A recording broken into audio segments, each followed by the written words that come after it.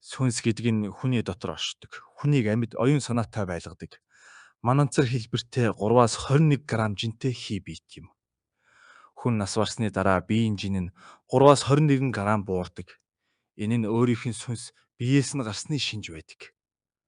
Хүн эхийн хөвлөд бүрлдэх тэр мөчтөл түүний сүнс оршиж эхэлдэг. Урд насны үеийн үр харилцаа холбооноос шалтгаалan тэр хүүхэд хэний үр болж төрөх, хаана ямар орчинд мэдлэх, хэрхэн амьдрах нь аль хэдийн тодорхойлогдсон байдаг. Бид энэ урдаас тогтоогдсон зүйлийг заяа буюу хувь заяа гэж нэрлэдэг бөгөөд энэ нь тухайн хүний хэн болох, ямар амьдрал туулж өнгөрүүлэх нь урдчлан төлөвлөгдсөн байдаг гэсэн үг. Гэхдээ сүнсийг ч гэсэн хөгжүүлж сайжруулж болдог гэдгийг шашны урсгалууд номлоод байгаа нь хүнд өөрт нь их боломж байгаа гэдгийг ухааруулахын тулд юм. Энгийн амьд хүний сүнс буюу сүнс хүний дотор оршдог, хүнийг амьд оюун санаатай байлгадаг, мананцар хэлбэртэй 3-аас 21 грамм жинтэй хий бийт. Энгийн амьд хүний муу сүнс буюу сүг, дэв, сүг гэж амьд боловч сүлд үгүй, хар энергиэр дүүрсэн байдаг бөгөөд ийм хүмүүс өөд болоод сүг нь ихэнхдээ бугалдаг. Нүд нь галгүй, бөхтөр юм уу хазгар байх нь илбэг. Ийм хүнтэй гар барихгүй байсан нь дээр бөгөөд хэрв гар баривал тэр даруй мэдэгдэхгүй ч хэсэг хугацааны дараа нөлөөлдөг. Нөлөө нь хэрэлдэх, уурлах, хараал хэлэх, муу санаа харваж орох гэм. Бас сүгийг дэв гэж нэрлэдэг. Хорлолыг нь бузартах гэж нэрлэдэг. Нас бараад удаагүй төрлөө олоогүй сүнс завсрын ертөнцийн сүнс. Завсрын ертөнцийн сүнс бол нас бараад удаагүй хүний хий бий. Ихэвчлэн мананцар хэлбэрээр тааралдах бөгөөд амьд ахуй төрхөө хадгалсан байдаг. Хорлол нь хүнийг айлгах ба тэд өөрийн мэдлгүй буюу үгснээ ухаараагүй байх тул үйлдэлийнхээ хор нөлөөг мэдэхгүй. Ийм сүнстэй таарсан хүн айж цоцсноос бусад сүнсэнд амархан хорлогдож гэрлэн биеийн цоорхойтой болдог. Энэ цоорхой ихэвчлэн хүний дал нуруу буюу хүүсийн орчимд үүснэ. Ийм тохиолдолд тайвнаар тухайн сүнсийг төрлөө олоход нь туслах нь зүйтэй. Төрөл олоогүй удсан сүнс буюу зүйлд харахад хүн бие бүхий мананцар боловч хар, хөх, улаан царайтай, их муухай үнэртэй. Зүйлд нь өөрийг нь харж байгаа хүнийг мэдмэгц, дайрч хашгирч удаан хугацаагаар дагдаг. Ийм зүйлдийг төрлийг нь олуулж болно. Төрлөө олж чадахгүй удсан шалтгаан нь өөр төлөөс байдаг. Гол нь айж цэрвэлгүй хэлэх үгийг нь болж өгвөл сонсоод хурдан дэгдэх хэрэгтэй. Их удснаас шилжилт хийх чадваргүй болсон сүнс буюу буг. Буг нь төрлөө ололгүй удснаас мананцар бие алдаж шилжилт хийх буюу дэгдэх чадваргүй болсон сүнс юм. Буг хооллдог бөгөөд ихэвчлэн айлд буюу тусгай оронтой болж тэндээ байрлана. Харагдах байдал нь хүн дүрст хар зүйл. Нэвсгэр хар юм гэж бид ярьдаг. Хүн дүрс нь бүдгэрч хар үйл шиг болсон байдаг. Бугийн хоол бол хүний хооллоод үлдээсэн шавхруу. Иймээс орой бүр хоолоо дуустал идэж аягаа угаах хэрэгтэй. Хоол тавих тохиолдолд заавал таглаж хонуулдаг нь бугийг хооллохгүй гэсэн утгатай. Буг нь гэр бүлд их муугаар нөлөөлдөг. Залхуур нь, цамаарх нь, үг сөрн, ааш зан нь эвдэрч, өөр хүнтэй явуулдаж тухайн айлын идэ ундаа хомсдно. Үүнээс хамгаалж арц ганг сайн уугуулах хэрэгтэй. Буг биечгээрээ альбан болно. Бугалснаас биежсэн сүнс буюу альбан биежсэн бугийг альбан хэмээн нэрлэдэг бөгөөд тэрээр хувилж хүний биед орших чадвартай. Альбан хүний биед шингэж чадвал асар их хүч авдаг тул хүний биед шингэхийг байнга тэмүүлнэ. Түүний жинхэнэ дүр нь барьцгүй, тодорхой бос байдаг.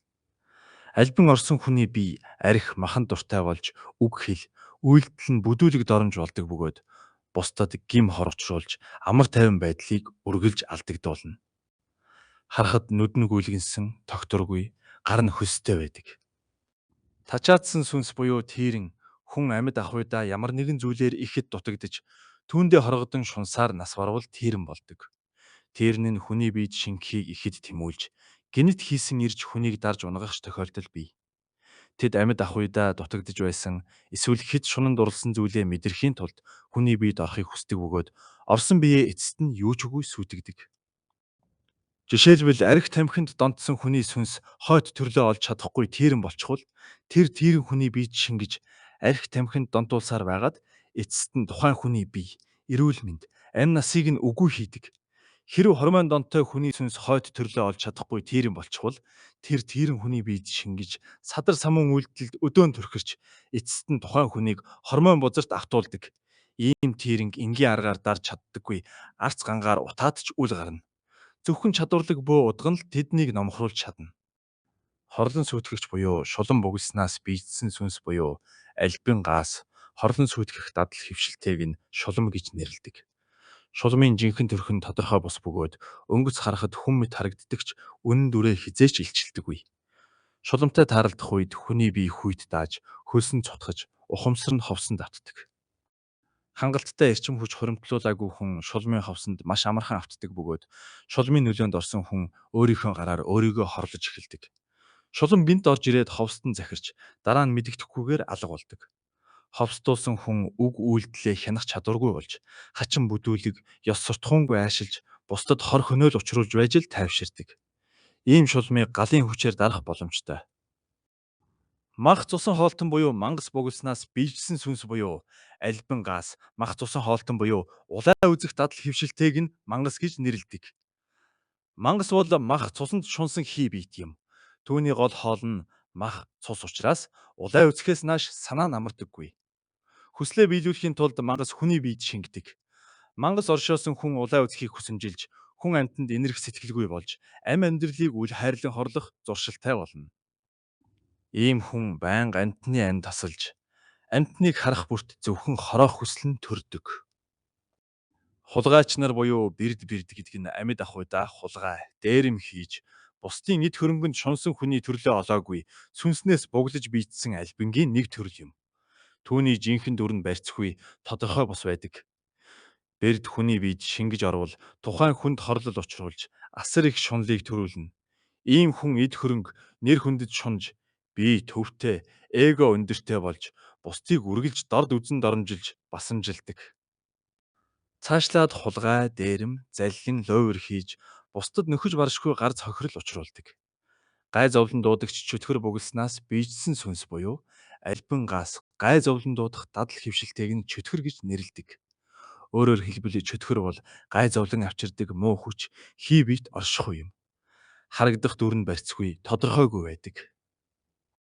Хүний биед орвол атаа чөтөө, хорон санаа, хорлох сэтэл төрүүлж, саад тотгор, гай гамшиг, өвчин зовлонд нэрвүүлэн хорлож үгүй хийдэг.